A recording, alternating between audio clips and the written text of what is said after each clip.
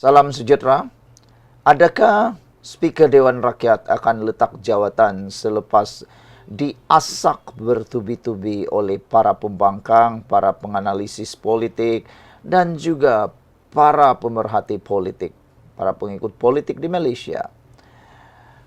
Speaker Dewan Rakyat, Johari Abdul, baru-baru ini telah membuat keputusan yang paling panas sekali apabila beliau tidak mengosongkan 6 kerusi parlimen bekas ahli bersatu.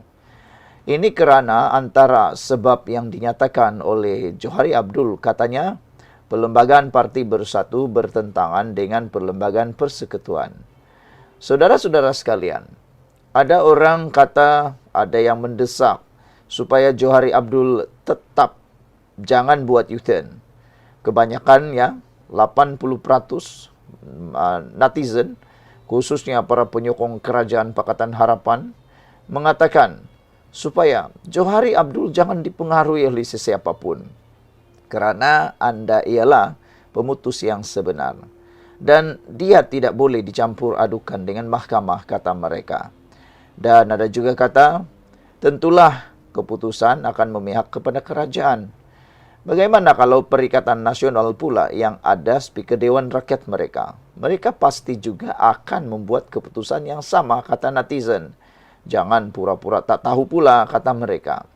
Ada juga yang mendesak supaya Johari Abdul letak jawatan atau ditukar.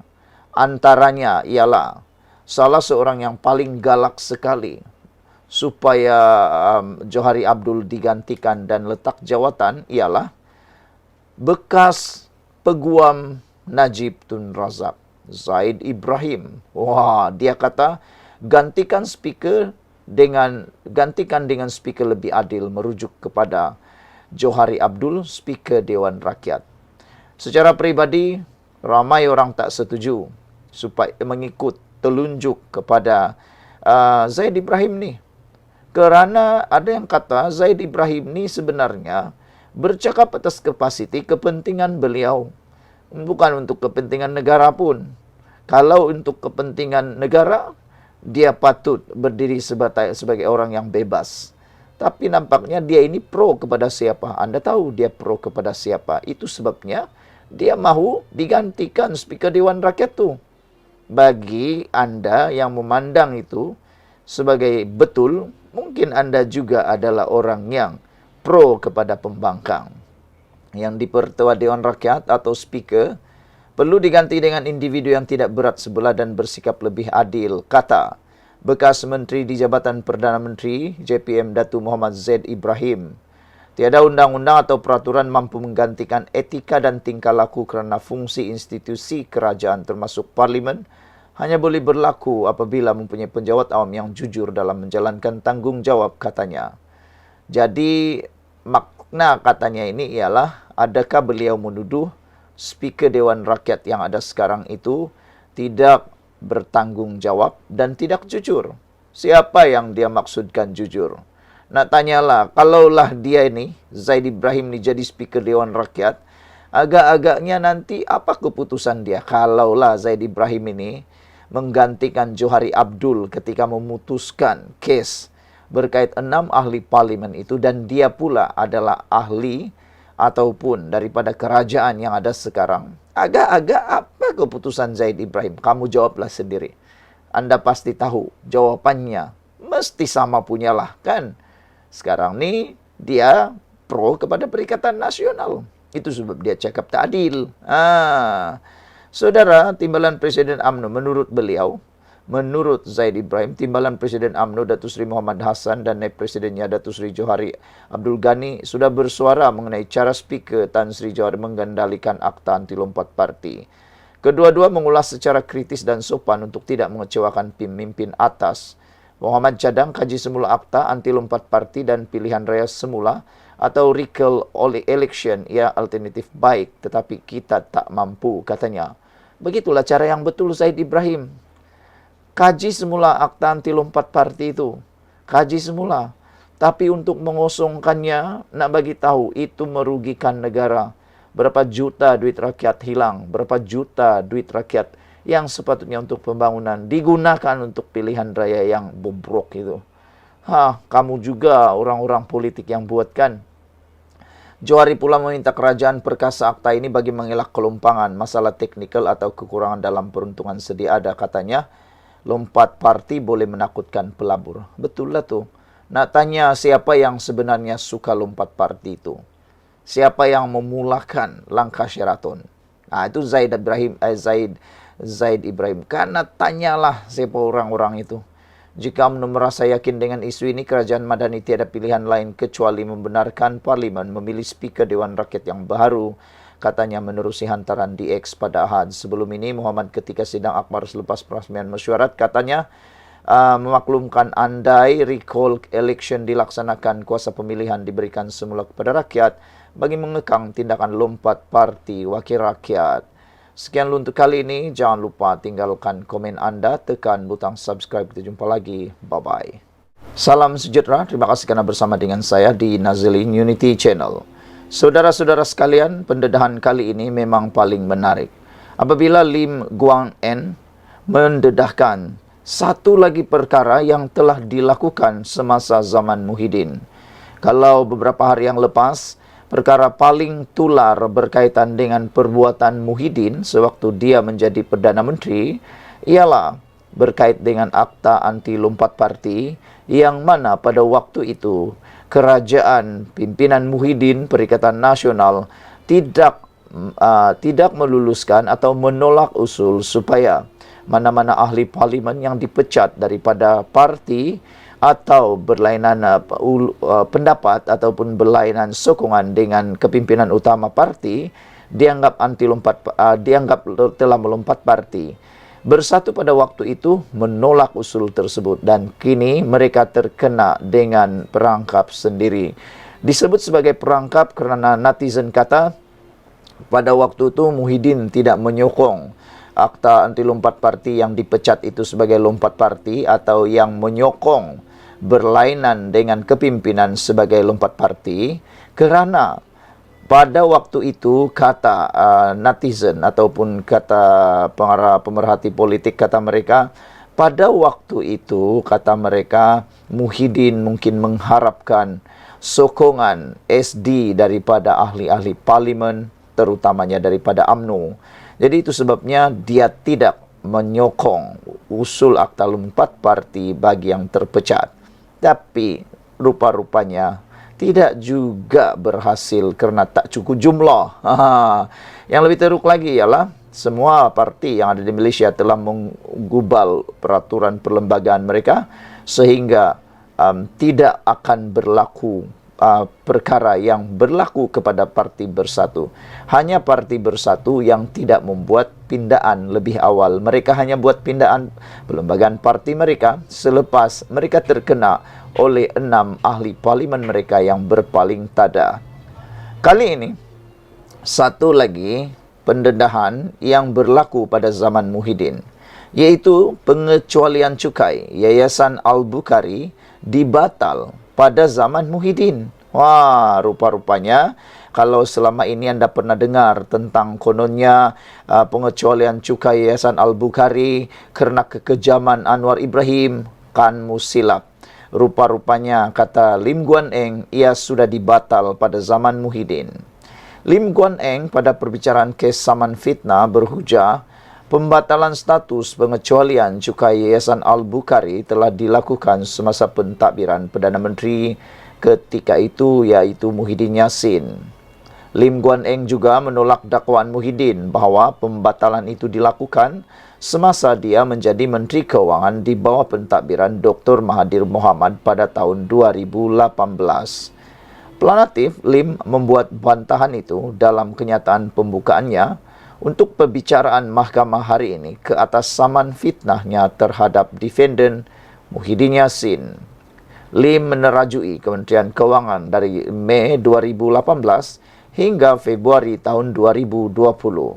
Selepas Mahathir meletak jawatan sebagai Perdana Menteri, Muhyiddin menerajui Kerajaan Perikatan Nasional dari Mac 2020 hingga Ogos 2021. Dalam kenyataan pembukaan perbicaraan hari ini, hari pertama di Mahkamah Tinggi Kuala Lumpur, Lim Guan Eng mendakwa surat bertarik 5 Februari 2021 daripada ahli perniagaan Syed Mokhtar Al-Bukhari kepada Muhyiddin menunjukkan pembatalan itu berlaku semasa pentadbiran defendant.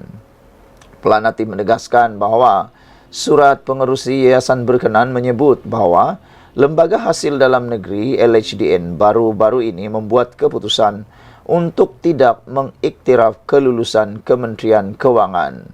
Surat ini akan menunjukkan gambaran yang jelas bahawa isu pembatalan pengecualian cukai kepada Yayasan Al-Bukhari dibuat ketika defendant sendiri menjadi Perdana Menteri.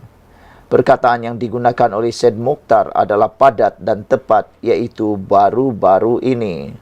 Baru-baru ini hanya boleh bermakna baru-baru ini dan berdasarkan surat bertarik 5 Februari tahun 2021, ia hanya boleh bermakna pembatalan itu berlaku ketika defendant menjadi Perdana Menteri, kata Lim Guan Eng. Ahli Parlimen Bagan itu berhujah surat berkenaan tidak pun menyatakan dirinya atau pentadbiran PH sebelum ini sebagai bertanggungjawab terhadap pembatalan status pengecualian cukai. Lim berkata ini walaupun Perdana Menteri Anwar Ibrahim di Parlimen pada 21 Mac tahun lepas menafikan dakwaan itu. Memandangkan defendant tahu atau sepatutnya mengetahui kandungan surat yang dikeluarkan oleh Syed Mokhtar kepada defendant, satu-satunya penjelasan mengapa defendant terus mengeluarkan kenyataan fitnah secara terang-terangan dengan menyerang Planatif adalah kerana survival politik defendant, hujah Lim. Planatif dijangka di soal balas di mahkamah kemudian oleh pasukan peguam Muhyiddin. Prosiding di hadapan Pesuruhjaya Kehakiman Roz Mawar Rozian disambung petang ini. Pada 27 Mac tahun lalu, Lim memfail red saman terhadap Muhyiddin. Sekian untuk kali ini, ikuti terus ulasan. Salam sejahtera, terima kasih karena bersama dengan saya di Nazilin Unity Channel. Ada orang kata, satu lagi ahli parlimen hilang sementara di Dewan Rakyat. Ini apabila tindakan ahli parlimen Pendang yang menuduh Raya sebagai anti-Islam telah mendapat padah. Beliau telah pun digantung serta-merta daripada hadir Dewan Rakyat selama 3 hari. Netizen ada yang marah, ada yang gembira. Bagi yang marah, kata mereka, 3 hari tidak digantung itu dapat gaji ke tidak? Dapat allowance ke tidak? Kalau dapat allowance itu rugi, kata mereka. Dapat gaji sepatutnya dipotong 3 hari. Kiralah, bahagilah gaji itu, bahagi dengan 30 hari, dapatlah gaji harian.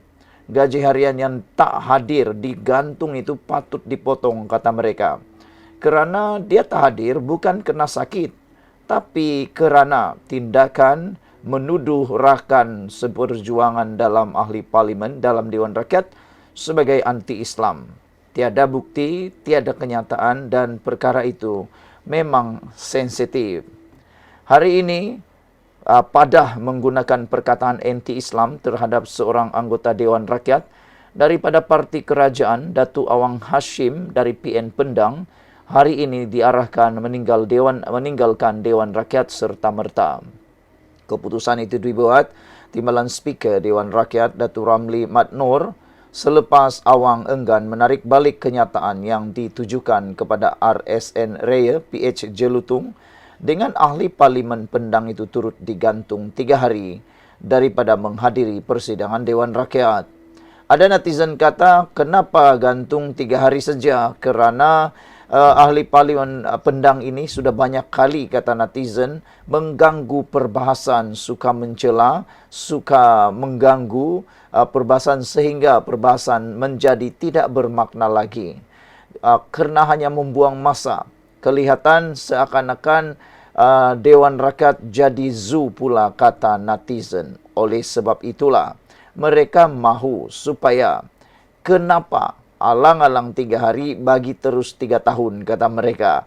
Mereka mahu supaya ahli parlimen Pendang yang sering kali mengganggu perbahasan itu digantung 3 tahun bukan 3 hari. Tapi harus diingat, dalam Dewan Rakyat ada peraturannya, tak boleh ikut sesuka hati, Tak boleh tuduh orang sesuka hati, tak boleh juga gantung sesuka hati. Terdahulu, perkataan anti-Islam itu mencetus situasi kecoh selepas Raya bersama beberapa ahli parlimen DAP bangkit mendesak Awang menarik semula kenyataan dengan menyifatkan tuduhan dibuat itu sebagai amat serius.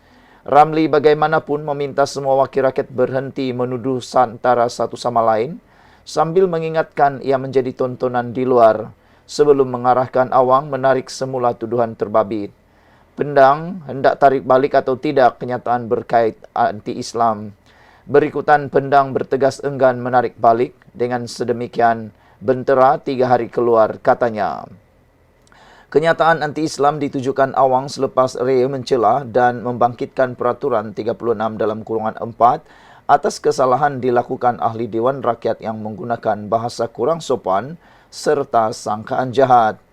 Ia susulan tindakan ahli parlimen pembangkang yang mengeluarkan kenyataan menghina Speaker Dewan Rakyat Tan Sri Johari Abdul minggu lalu dengan menggunakan istilah postman selain julukan 6 Jahanam yang merujuk kepada 6 bekas wakil rakyat bersatu yang menyokong Perdana Menteri Datuk Seri Anwar Ibrahim minggu lalu. Pendang merujuk 6 ahli parlimen yang mengisytiharkan sokongan kepada Perdana Menteri Anwar Ibrahim dengan menggunakan perkataan 6 Jahanam. Ketika itu saya tegur kerana beliau wakil PAS dan beragama Islam, maka tidak teratur dan tidak baik untuk beliau merujuk 6 orang itu sebagai 6 Jahanam, kata Raya. Raya memaklumkan Ketua Pembangkang Datuk Seri Hamzah Zainuddin juga mengeluarkan kenyataan menghina Dewan dengan meminta timbalan Speaker supaya bertindak secara tidak berkepentingan. Katanya beliau turut mempersoalkan tindakan mereka yang menghina majlis apabila membuat kenyataan terbabit dan terus keluar daripada Dewan. Hari ini mereka muncul, mereka pakai satu lilatan putih. Entah apa perlunya, tetapi bolehkah mereka menghina majlis, keluar kenyataan dan terus keluar Dewan, katanya. Ramli kemudian meminta Raya mengusulkan perkara itu kepada Dewan sebelum ia diputuskan oleh Speaker Dewan Rakyat. Raya membangkitkan peraturan 36 dalam kurungan 4 selain kurungan 6 dan kurungan 12 daripada apa pertimbangan saya. Semua ini berlaku minggu lepas, jadi setiap yang berhormat berhak membaca isu dalam aspek peraturan.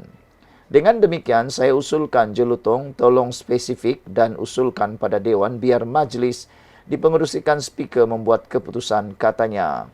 Awang kemudiannya mencela membangkitkan peraturan Dewan 36 dalam kurungan 6 berikutan namanya disebut sebelum menuduh Raya sebagai anti-Islam sebelum diminta ahli parlimen DAP itu supaya menarik semula tuduhan terbabit.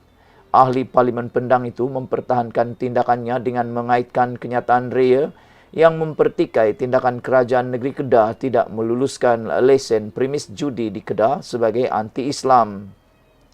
Sebab dia sebut nama saya berkenan 6 Jahanam, memanglah mereka itu Jahanam, katanya. Bila Jahanam, Raya kaitkan dengan Islam, hari itu pun dia bangkit apa orang Islam macam ni.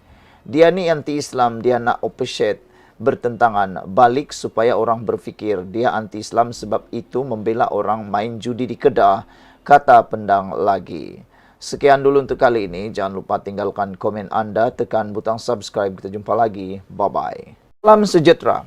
Isham Jalil membuat kenyataan yang bagi orang-orang politik, kata mereka itu kenyataan separuh gila. Manakan tidak, dia mengajak Tokmat, Tokmat untuk keluar parti UMNO. Keluar parti UMNO pula. Untuk membuat UMNO keluar daripada kerajaan. Kata beliau, sebelum itu, Isham Jalil menggesa Muhammad Hassan atau Tokmat membawa UMNO keluar daripada kerajaan perpaduan dan menyertai bekas ahli UMNO yang telah keluar parti. Isham Jalil ni dia lupakah? Ini adalah tentang anti lompat parti. Kalau Zahid Hamidi masih presiden, mustahil mereka nak mau keluar daripada kerajaan. Tapi kalau Isham Jalil kata Tokmat membawa UMNO keluar daripada kerajaan perpaduan, kalau Zahid tak mau macam mana? Aduh, apalah Isham Jalil ni kan. Kata Isam Jalil, banyak akar umbi UMNO yang original akan sokong. Mereka tak nak dengan Zahid Hamidi. Katanya lagi, sebenarnya tak tahulah sejauh mana kebenaran yang dikatakan oleh Isam Jalil ini. Mungkin dia hanya bercakap di perspektifnya, di sudutnya sendiri. Kata Isam Jalil lagi, dia mahu supaya Tokmat lawan presiden. Nah, ini adalah DNA menghasut supaya melawan kepimpinan. Bayangkan, kalau itu ada dalam parti UMNO selama-lamanya. Menghasut untuk lawan bos, menghasut untuk lawan bos. Sampai bila lah kan UMNO akan dapat bersatu? Sampai bila agak-agak UMNO, Barisan Nasional mampu bangkitkah kalau ada orang-orang seperti ini yang suka menghasut supaya lawan bos? Inilah ciri-ciri Isam Jalil yang sebenarnya patut pun dipecat UMNO. Lawan bos, dia hasut Tokmat supaya lawan bos, yaitu lawan presiden mereka sendiri, yaitu Zahid Hamidi. Itulah cara yang betul-betul tak masuk akal. Isam Jalil menggesa supaya Tokmat cepat-cepat keluar daripada kerajaan, membawa UMNO keluar daripada kerajaan. Katanya UMNO tidak sepatutnya menunggu lama. Tak perlu tunggu lama lagi untuk buat keputusan kerana undi Melayu akan berpecah jika mereka memilih untuk bertanding menentang PH dan PN pada pilihan raya umum ke-16 katanya. Nak tanya Isam Jalil sudah buat analisis kah tidak? Kalau UMNO keluar daripada kerajaan sekarang, nak bersama dengan siapa? Adakah maksud Isam Jalil mereka akan bersama dengan Perikatan Nasional? Bila masuk Perikatan Nasional bagi kerusi kepada UMNO. Nak tanyalah nih, UMNO dapat kerusi berapa daripada bersatu, daripada PAS? Semuanya berlandaskan satu kaum, yaitu Melayu. Jadi nak bagi kerusi kepada siapa? Adakah Isam Jalil terfikir itu? Dan kalau pecah undi kan itu bagus. Nanti kalau tak pecah undi, siapa dapat undi? Anda fikirkanlah sendiri. Itu sebabnya PH dan Barisan Nasional perlu kekal bekerja sama. Kerana kita sedar UMNO, Barisan Nasional sehingga sekarang ini perlu diperkukuhkan dahulu. Belum sekuat seperti dahulu. Ini hasutan Isam Jalil kepada Tokmat. Dia kata kalau awak nak follow, buat keputusan sekarang. Keluar daripada kerajaan perpaduan, join kita sekarang katanya. Nak join kamu buat apa? Aduh, aku terpikir jugalah kan. Kalau Tokmat betul-betul lah follow apa yang Isam Jalil kata ni. Tokmat ni ikut hasutan, ikut telunjuk Isam Jalil kah? Takkanlah Tokmat nak ikut pula telunjuk Isam Jalil. Nak join dia. Jadi sudah join dengan dia, nak buat apa? Itu yang kita nak tanyalah kan.